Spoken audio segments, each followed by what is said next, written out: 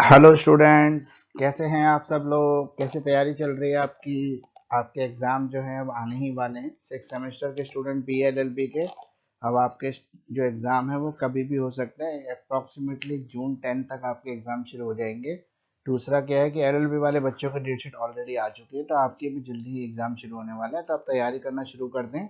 और आपकी तैयारी की हेल्प के लिए मैंने वीडियो भी शुरू कर दिए हैं सिक्स सेमेस्टर के। आज सिक्स सेमेस्टर का मेरा सबसे पहला वीडियो आ रहा है। तो इस वीडियो के अंदर मैं कवर कर रहा हूँ आपके साथ मुस्लिम लॉ का हमारा जो पेपर कोड है वो 6004 है, यानी कि फोर्थ पेपर होगा। हर बार की तरह इस बार भी मेरा प्रॉमिस है, एजुकेटर ऑफ दिल्ली का प्रॉमिस है आपका, कि अगर आप मेरे बताए हुए क्वेश्चन करके जाते हैं तो एग्जाम में आप इजीली 70% मार्क्स स्कोर कर सकते हैं। क्योंकि पेपर जो है मेरे ही बताए हुए क्वेश्चन में से आएगा, ये मेरी गारंटी है। और हर बार की तरह मेरी गारंटी प्रूफ भी रहती है। पिछली बार आपको पता होगा फिफ्थ सेमेस्टर के अंदर कि मेरे बताए हुए सारे क्वेश्चन जो है वो एग्जाम में आए थे। और बच्चों ने कमेंट सेक्शन में लिख लिख के मुझे बताया कि सर 100% पेपर आपके क्वेश्चन में से आया है। तो स्टूडेंट तैयारी करना शुरू कर दें, तैयारी करना ही है इसका एक ऑप्शन है, दूसरा कोई भी तरीका नहीं है। अगर आपको अच्छे मार्क्स लेके आने हैं तो आपको पढ़ाई करनी शुरू कर देनी चाहिए। अभी भी आपके पास मौका है, आप अच्छे मार्क्स ला सकते हैं। वीडियो बनाने का मेरा मकसद हमेशा मैं यही बताता हूँ, अब भी यही बताऊंगा, कि मेरा मकसद है कि सीसीए स्टूडेंट्स को हेल्प मिल सके। स्पेशली जो है वर्किंग स्टूडेंट जो कम पढ़ना चाहते हैं और कम पढ़ के अच्छे मार्क्स लाना चाहते हैं। वो स्टूडेंट जिनको किसी भी परिस्थिति की वजह से पढ़ने का टाइम कम मिलता है, उन स्टूडेंट्स की हेल्प के लिए वीडियो मैं लेके आता हूँ। वीडियो कैसा लगता है आपको कमेंट लिख के जरूर बताएं, क्योंकि आपके कमेंट ही मुझे मोटिवेट करते हैं नए नए वीडियो बनाने के लिए। अगर आप कमेंट्स रेगुलर करते रहेंगे तो मुझे वीडियो बनाने का मोटिवेशन मिलता रहेगा और मेरा वीडियो रेगुलर आपके बीच में आता रहेगा। तो वीडियो को सर्कुलेट करना आजकल आपने बंद कर दिया है। आप अपने ग्रुप में, व्हाट्सएप ग्रुप में, कॉलेज ग्रुप में इसको सर्कुलेट कम करें। तो प्लीज़ फ्रेंड सर्कुलेट करें, क्योंकि आपके सर्कुलेशन से ही मेरे व्यूज़ बढ़ते हैं। जब व्यूज़ बढ़ते हैं तो मुझे अच्छा भी लगता है। मुझे बिल्कुल अच्छा नहीं लगता है जब पेपर तो 100% आता है लेकिन व्यूज़ देखता हूँ तो 500-600 व्यूज़ रह जाते हैं वीडियो के ऊपर। तो फिर मेरी हेल्प कीजिए इसके व्यूज़ बढ़ाने के लिए, मेरे सब्सक्राइबर बढ़ाने के लिए। क्योंकि सब्सक्राइबर बढ़ेंगे, व्यूवर्स बढ़ेंगे, तो ही मैं और वीडियो भी आपके बीच में लेकर आऊँगा। तो सिक्स सेमेस्टर के स्टूडेंट्स, मैं आपकी हेल्प करने के लिए तैयार हूँ। आइए आज का वीडियो शुरू करते हैं। आज जो है मुस्लिम लॉ का वीडियो हम शुरू कर रहे हैं। मुस्लिम लॉ के इंपॉर्टेंट क्वेश्चन मैं आपके बीच में लेके आया हूँ। टोटल वही क्वेश्चन जैसे हर बार मैं बताता हूँ कि 17-18 क्वेश्चन होते हैं। उन्हीं 17-18 क्वेश्चन को मैक्सिमम जो है 20 क्वेश्चन तक हो सकते हैं। उन क्वेश्चन को अगर आप कर लेंगे तो डेफिनेटली आपके अच्छे मार्क्स आ सकते हैं। तो चौधरी चरण सिंह यूनिवर्सिटी के जो स्टूडेंट्स हैं उनके लिए मेरा वीडियो है। उनके एग्जाम जो है वो जून में होने जा रहे हैं सिक्स सेमेस्टर के। तो सिक्स सेमेस्टर के बच्चों के लिए मोस्ट इंपॉर्टेंट क्वेश्चन है सेक्शन बी और सी के। टोटल जो सेक्शन बी और सी है वो आपको 3 और 2 5 क्वेश्चन अटेम्प्ट करने पड़ते हैं। और 3 क्वेश्चन आपको 20 मार्क्स के होते हैं, 60 मार्क्स के, और 2 क्वेश्चन होते हैं 10-10 मार्क्स के, यानी कि 20, यानी कि 80 मार्क्स का पेपर जो है वो मैं आपके बीच में लेके आया हूँ। तो पहला क्वेश्चन जो है उसे शुरू करते हैं। इंग्लिश हिंदी दोनों मीडियम के बच्चों के लिए है ये।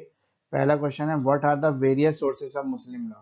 Discuss the role of Quran, इजमा, कियास, सुन्नत, अदियास as a source of Muslim law.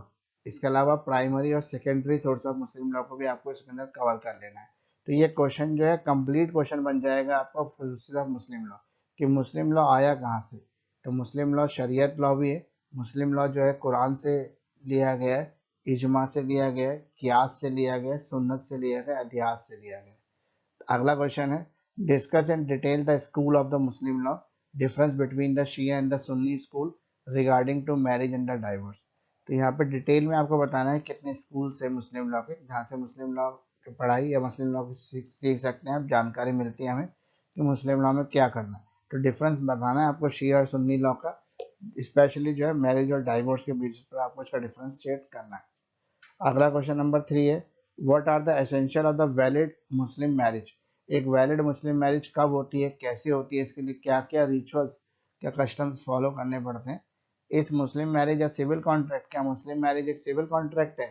और when Muslim marriage become void, Muslim marriage कब वॉइड हो जाती है, यानी कि शून्य हो जाती है, इरेगुलर हो जाती है, जिसे फासिद कहते हैं।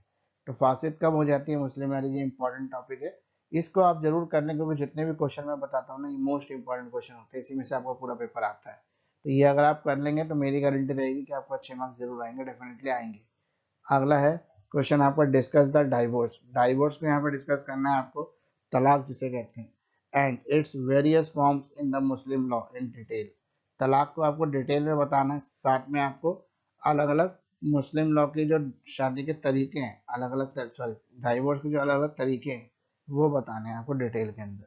ट्रिपल तलाक, ये आपका जो भी और तलाक के फॉर्म्स हैं उनको यहाँ पे एक्सप्लेन करना है। Define the maintenance, discuss the right of maintenance of Muslim wife widow under the Muslim law, also compare it with the right to maintenance under the criminal procedure code. तो यहाँ पे maintenance, Muslim wife को divorce के बाद अगर maintenance मिलती तो किस तरह से मिलेगी, और उसका मेंटेनेंस का राइट किसके पास है, वो मेंटेनेंस कौन देगा, कितनी होगी, ये सब क्वेश्चन के आंसर्स आपको इसमें कवर कर लेने हैं। साथ में सीआरपीसी सीआरपीसी का जो प्रोसेस है, क्रिमिनल प्रोसीजर कोड जो है, सीपीसी जो है, उसके अंदर क्या राइट दिए गए मेंटेनेंस के मुस्लिम वुमेन्स को, वो भी आपको कवर करना है। Discuss the nature and the different kinds of the dower, also right the widow to dower. अब ये जो डॉवर है, डॉवर जो है महर जिसको कहते हैं, तो महर कहो या डॉवर कहो, ये इंपॉर्टेंट टॉपिक है आपको। ये कितने तरीके का होता है डॉवर, ये कब दिया जाता है, ये डॉवर किसके लिए दिया जाता है, इसकी प्रोटेक्शन, वुमेन्स की प्रोटेक्शन कैसे करता है ये। उसके अलावा जो विडो होती है उसका डॉवर पर क्या राइट है क्या नहीं।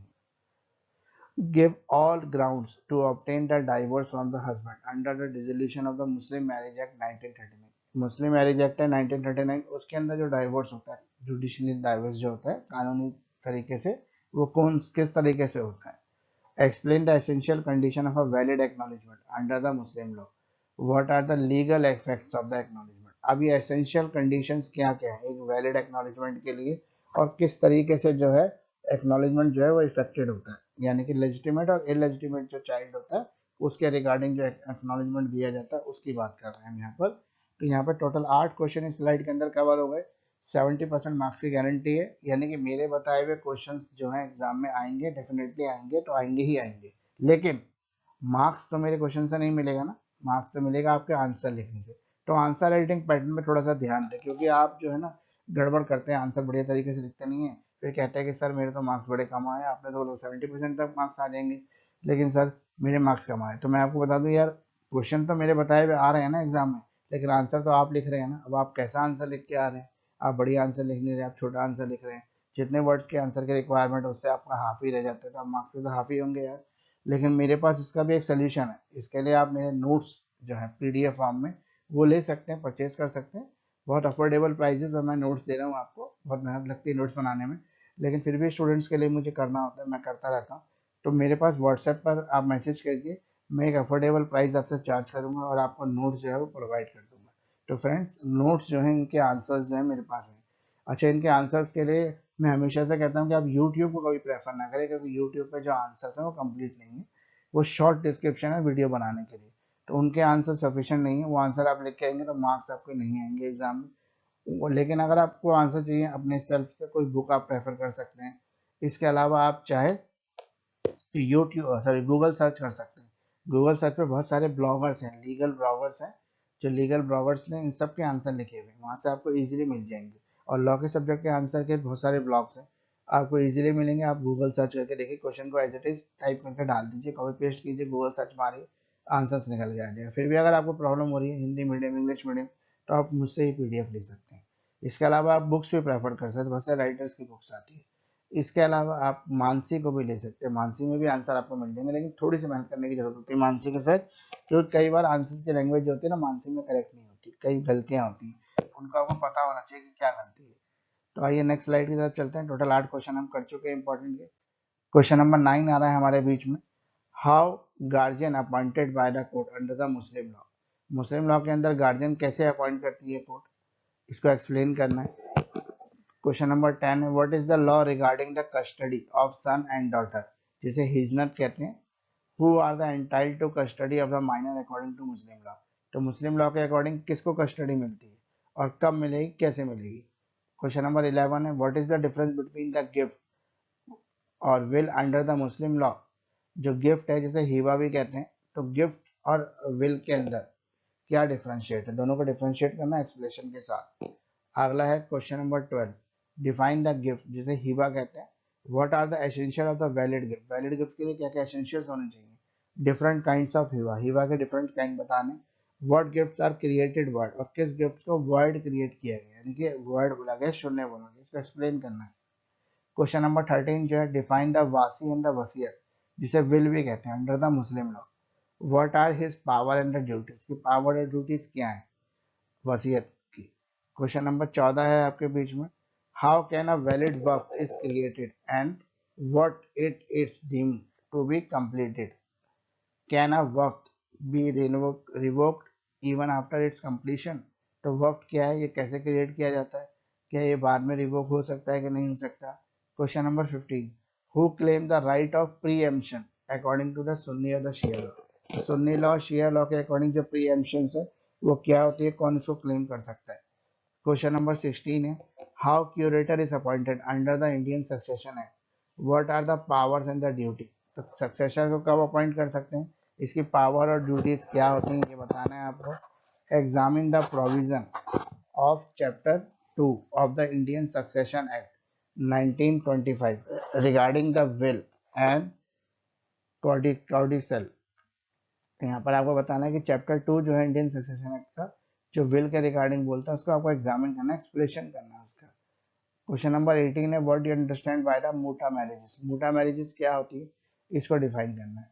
क्वेश्चन नंबर 19 है, what is restitution of the conjugal right. Conjugal right जैसे हिंदू लॉ में होता है ऐसे मुस्लिम लॉ में भी है, इसको कैसे रेस्टिट्यूशन कैसे दिलवाया जा सकता है। On the basis of the wife can put the fourth good defence for such right in a suit. अगर कोई भी वाइफ जो है सूट करती है, कोई डाइवोर्स सूट है या किसी और तरह का सूट है, क्या कंज्यूगनल राइट जो है वो सपोर्ट करता है उसको। तो ये टोटल 19 क्वेश्चन आपके बीच में आ गए इंग्लिश मीडियम के बच्चों के लिए।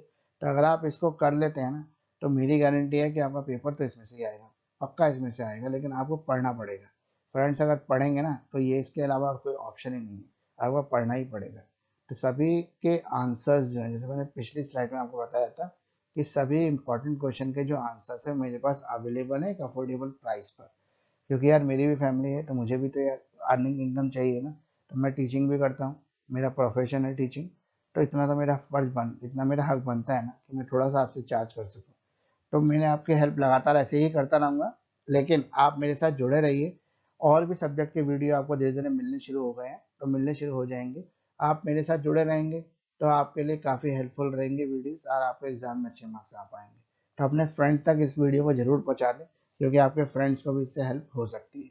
अब मैं आगे जो स्लाइड्स हैं वो हिंदी मीडियम के बच्चों के लिए लेके आ रहा हूँ, उसके बाद इंग्लिश मीडियम के बच्चे भी इसको छोड़े ना, वीडियो को देखना, क्योंकि लास्ट में इंपॉर्टेंट डिस्क्रिप्शन और मैसेजेस में मैं आपको जरूर दूंगा। तो लास्ट तक वीडियो को जरूर देखें। तो हिंदी मीडियम के बच्चों के लिए, चौधरी चरण सिंह यूनिवर्सिटी के बच्चों के लिए मोस्ट इंपॉर्टेंट क्वेश्चन है सेक्शन बी और सी के। सेक्शन बी और सी मिला के 80 मार्क्स का पेपर आता है। तो पहला क्वेश्चन है, मुस्लिम कानून के विभिन्न स्रोत क्या है। मुस्लिम कानून के अलग अलग स्रोत क्या है, कुरान, इजमा, कियास, सुन्नत, हदीस की भूमिका को एक मुस्लिम कानून के स्रोत के रूप में चर्चा करें। इसके अलावा प्राथमिक और सेकेंडरी सोर्स भी बताएं। अच्छा, हिंदी लॉ के बच्चों, जो हिंदी मीडियम के बच्चे हैं, उनके लिए मेरे लिए एक सजेशन ये है कि अगर आप कोई भी ऐसा वर्ड है जो डिफिकल्ट लग रहा है आपको हिंदी में, आप उसको इंग्लिश में लिखें, आंसर हिंदी में लिख दें। क्योंकि इंग्लिश हिंदी मीडियम के बच्चे को ये ऑप्शन है, ये फैसिलिटीज़ है, ये इंपॉर्टेंस है, ये एडवांटेज है उनको कि वो इंग्लिश के वर्ड यूज़ कर सकते हैं। यानी कि आप इंग्लिश के वर्ड हिंदी के में यूज़ करें और आंसर हिंदी में लिखे, मार्क्स जरूर मिलेंगे आपको, एग्जाम लोगों को समझ में भी आएगा वेल गुड तरीके से। क्वेश्चन नंबर 2 है, मुस्लिम कानून के विभिन्न माध्यम, माध्यम मतलब स्कूलों पर चर्चा करें, शिया और सुन्नी माध्यमों के बीच विवाह और तलाक के से संबंधित अंतर बताएं। अगला क्वेश्चन है क्वेश्चन नंबर 3, एक वैध मुस्लिम विवाह की आवश्यक तत्व क्या है। क्या मुस्लिम विवाह एक नागरिक संविदा है। क्या मुस्लिम विवाह विफल, अनियमित या फासिद कब हो जाता है। अगला चौथा, मुस्लिम कानून में तलाक, इसके विभिन्न रूपों पर विस्तार से चर्चा करें। क्वेश्चन नंबर 5, रख रखाव की परिभाषा, मुस्लिम विधि के तहत मुस्लिम पत्नी और विधवा का रखरखाव का अधिकार पर चर्चा करें। इसे आपराधिक प्रक्रिया संहिता के तहत रखरखाव के अधिकार के साथ तुलना करें। तो यानी कि आपके जो ये मुस्लिम जो लेडीज होती हैं, इनको तलाक हो जाए या इनका केस चल रहा हो, तो इनको मेंटेनेंस मिल सकती है कि नहीं मिल सकती। तो ये मेंटेनेंस की बात कर रहा है। अगला क्वेश्चन है, दहेज की प्रकृति और विभिन्न प्रकारों की चर्चा करें। विधवा के दहेज के अधिकार भी चर्चा करें। अगला है क्वेश्चन आपका 7 है, मुस्लिम विवाह अधिनियम 1939 के अंतर्गत पति से तलाक प्राप्त करने के सभी आधारों को बताएं। क्वेश्चन नंबर 8 है आपका, मुस्लिम कानून के तहत एक वैध अभिविन्यास की आवश्यक शर्तें समझाइए। अभिविन्यास के कानूनी प्रभाव क्या होते हैं। तो यानी कि आपको बताना है यहाँ पर कि किस तरीके से मुस्लिम कानून जो एक वैध अभिविन्यास के लिए आवश्यक शर्तें डिसाइड करता है, इससे कानूनी प्रभाव क्या हो सकता है। तो स्लाइड नंबर 1 जो है हिंदी मीडियम के बच्चों के लिए यहाँ पे कंप्लीट हो गई है। कोई भी अगर आपको दिक्कत आ रही है क्वेश्चन में, तो आप इसका इंग्लिश जो ट्रांसलेशन है वो मैंने प्रीवियस स्लाइड्स में दिया, वहाँ से आप पढ़ लेंगे तो आपको इजीली क्वेश्चन और समझ में आने लगेंगे। तो हिंदी मीडियम के बच्चों के साथ एडवांटेज मैंने बताया कि आप इंग्लिश के वर्ड भी एग्जाम में यूज़ कर सकते हैं, इंग्लिश में भी आप लिख सकते हैं, तो इसका फ़ायदा उठाइए आप। तो नेक्स्ट स्लाइड की तरफ हम आ गए हिंदी मीडियम के बच्चों के लिए।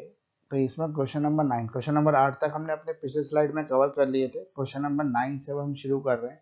तो कोर्ट द्वारा मुस्लिम कानून के अनुसार नियुक्त हुए अभिभावक कैसे होते हैं, ये समझाइए। यानी कोर्ट अगर किसी को गार्जियन अपॉइंट करती है तो वो किस तरह से अपॉइंट करती है, सर क्या प्रोसेस है।